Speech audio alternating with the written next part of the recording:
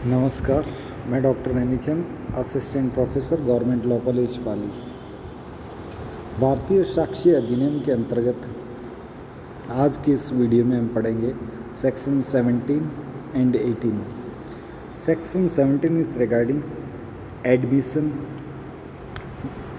Definition of admission, स्वीकृति, और section 18 के अंतर्गत admission by party to proceeding और इस एजेंट, स्वीकृति जो कार्रवाई के पक्षकार या उसके अभिकर्ता के द्वारा की गई है। भारतीय साक्ष्य अधिनियम के अंतर्गत ये दो महत्वपूर्ण परिभाषाएं हैं कि स्वीकृति किसे कहते हैं और संस्वीकृति किसे कहते हैं। स्वीकृति का क्या प्रभाव होता है, संस्वीकृति का क्या प्रभाव होता है, स्वीकृति किन मामलों में लागू होती है, संस्वीकृति किन मामलों में लागू होती है।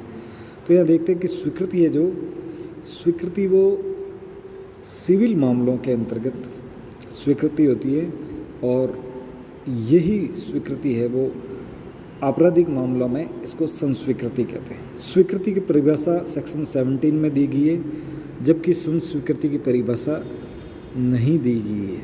इसको सेक्शन 17 से ही निकालते हैं, और अप्रत्यक्ष रूप से सेक्शन इंडियन एविडेंस एक्ट की सेक्शन 24 के द्वारा भी संस्वीकृति को समझा जा सकता है। सेक्शन 17 है स्वीकृति की परिभाषा। स्वीकृति अर्थात स्वीकार करना सिविल मामले में, अर्थात किसी भी प्रकार से, चाहे वो मौखिक या दस्तावेजी रूप से या इलेक्ट्रॉनिक अभिलेख, अर्थात किसी भी सिविल मामले में कोई भी व्यक्ति या तो मौखिक रूप से स्वीकार करता है या किसी दस्तावेज के माध्यम से, अर्थात किसी ने कोई एग्रीमेंट किया है या कोई रेंट एग्रीमेंट किया है, किसी पट्टे पर लिया है या किसी को दान दिया है, तो इस प्रकार की जो भी स्वीकृति है या तो मौखिक की है या दस्तावेजी रूप में किया या इलेक्ट्रॉनिक अभिलेख। इलेक्ट्रॉनिक अभिलेख अर्थात किसी भी प्रकार से IT एक्ट 2000 के, चाहे वो मेल किया हो, चाहे व्हाट्सएप के माध्यम से किया हो या अन्य इलेक्ट्रॉनिक रूप से किया हो, कोई भी कथन। यहीं ध्यान देने की ये बात है कि स्वीकृति अंतर्गत क्या आता है, कथन। कथन कैसा, किसी भी प्रकार का, चाहे वो मौखिक हो, चाहे दस्तावेजी हो, चाहे इलेक्ट्रॉनिक अभिलेख के रूप में कथन होगा, जो किससे संबंधित हो, जो किसी विवादित या सुसंगत तथ्य के बारे में। ये जो कथन है किसके बारे में होगा, या तो विवादित तथ्य के बारे में या सुसंगत तथ्य के बारे में। सुसंगत तथ्य जैसा कि हम पढ़ रहे हैं सेक्शन 5 to 55 के अंतर्गत दिए गए हैं। सुसंगत तथ्य और विवादित तथ्य दोनों की परिभाषा है वो सेक्शन 3 के अंतर्गत दी गई है। तथ्य की, चाहे सुसंगत तथ्य की, चाहे विवादित तथ्य के बारे में है, कोई अनुमान इंगित करता, तो जो भी कथन है कैसा होगा, विवादित होगा या सुसंगत तथ्य के बारे में होगा, और कोई अनुमान इंगित करता हो, और जो ऐसे व्यक्तियों में से किसी के द्वारा ऐसी परिस्थिति में किया गया, वो ऐसे व्यक्तियों के द्वारा किया गया और ऐसी परिस्थिति में किया गया हो जो इसके पश्चात वर्णित है। अर्थात वो कथन कैसा होगा, किन व्यक्तियों द्वारा होगा।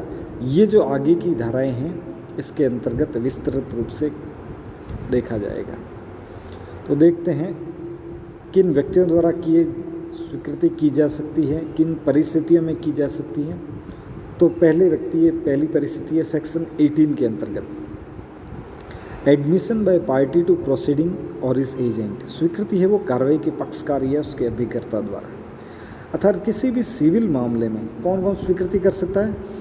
ये तो कार्रवाई के पक्षकार के अंतर्गत वादी, प्रतिवादी,